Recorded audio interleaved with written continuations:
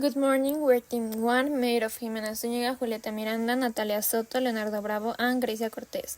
In this video, we will talk about the process of elaboration of our model of ephemeral architecture, its objective, function, and structural and material composition.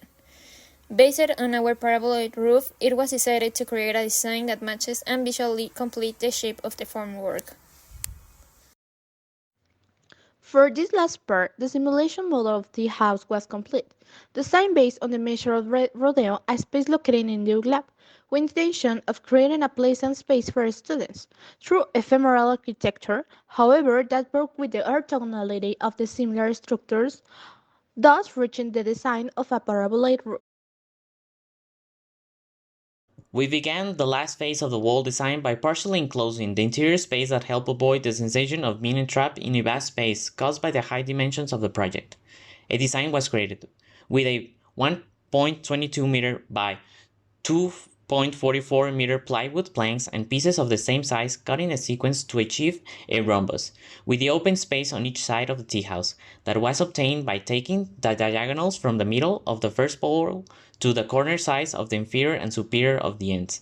In other words, the one in the corner without reaching the rear area, because it is the one intended for the kitchen, so it is preferable to keep it covered. In these open spaces, a reticular design was implemented by using 10 cm wide wooden poles of various lengths. Most of them required joints to achieve the needed length for the desired pattern, which creates an interplay of light and shadow both in and outdoors. The same pattern was used to construct a railing around the deck, measuring 1 meter in height and 10 centimeters in width.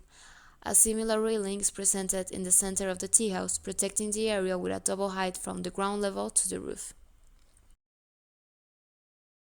Taking advantage of the double height, a hanging decorative element was designed that draws attention to the interior without completely blocking the appreciation of the paraboloid. This element is composed of triangles with the intention of having visual continuity between the different elements of the simulation model. As noted in the video, this pendant was initially designed as a wall, which was later discarded because it reduced the appreciation of the structure. As representation materials, we cut balsa wood to the size of a 1.22 meters of width by 2.44 meters of length of plywood in a 1.50 scale. We also cut poles of 10 centimeters of width by 2.44 meters of length and cheeks created with the same material, which served the function of joining the poles to provide different heights with the help of pins that simulated nails.